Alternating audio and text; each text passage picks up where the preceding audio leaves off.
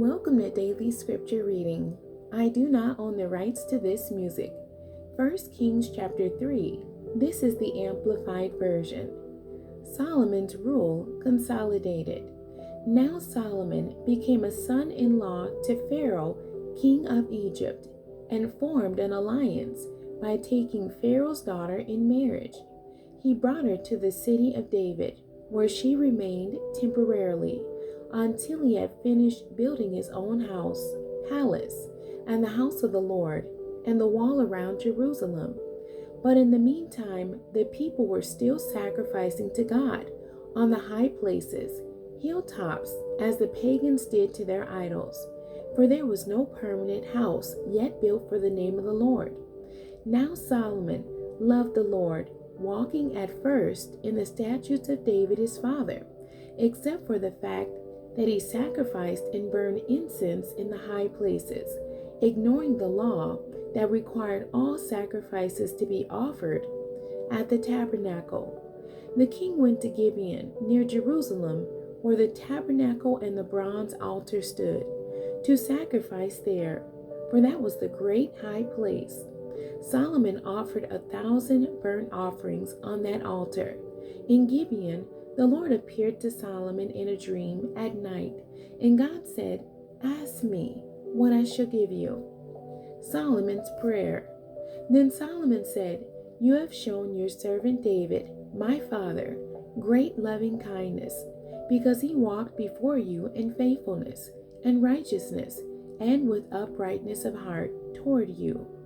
And you have kept for him this great loving kindness, in that you have given him a son to sit on his throne, as it is today. So now, O Lord my God, you have made your servant king in place of David my father. And as for me, I am but a little boy. In wisdom and experience, I do not know how to go out or come in, that is, how to conduct business as a king. Your servant is among your people, whom you have chosen, a great people who are too many to be numbered or counted. So give your servant an understanding mind and a hearing heart with which to judge your people, so that I may discern between good and evil.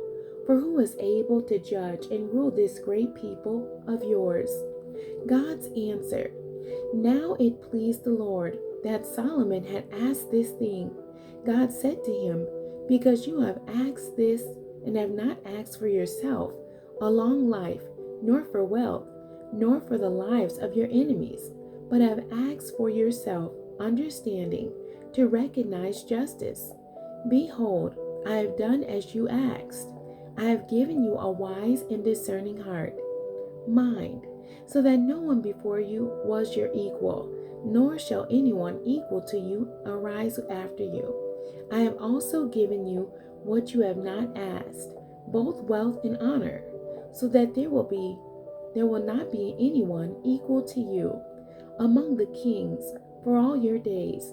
If you walk in my ways, keeping my statutes and my commandments, as your father David did, then I will lengthen your days." Then Solomon awoke, and he realized that it was a dream. He came back to Jerusalem and stood before the ark of the covenant of the Lord. He offered burnt offerings and peace offerings, and he prepared a feast for all his servants. Solomon wisely judges. Then 2 women who were prostitutes came to the king and stood before him. And the one woman said, "O my lord, this woman and I live in the same house, and I gave birth to a child while she was in the house. And on the 3rd day after I gave birth, this woman also gave birth, and we were alone together. No one else was with us in the house, just we 2. Now this woman's son died during the night, because she lay on him and smothered him.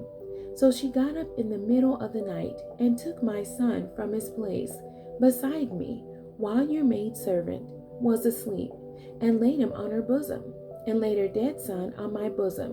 When I got up in the morning to nurse my son, behold, he was dead. But when I examined him carefully in the morning, behold, it was not my son, the one whom I had borne. Then the other woman said, No, for my son is the one who is living, and your son is the dead one. But the first woman said, No, for your son is the dead one, and my son is the living one. This is how they were speaking before the king.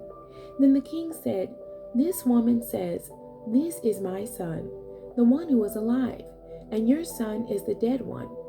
And the other woman says, No, for your son is the dead one, and my son is the one who is alive. Then the king said, Bring me a sword. So they brought a sword before the king. Then the king said, Cut the living child in two, and give half to the one woman and half to the other. Then the woman whose child was the living one spoke to the king, for she was deeply moved over her son. O my lord, give her the living child, and by no means kill him. But the other said, He shall be neither mine nor yours. Cut him. Then the king said, Give the first woman, who is pleading for his life, the living child, and by no means kill him. She is his mother. When all the people of Israel heard about the judgment which the king had made, they were in awe and reverently feared the king, for they saw that the wisdom of God was within him to administer justice. The end. God bless you, and thank you for joining me today.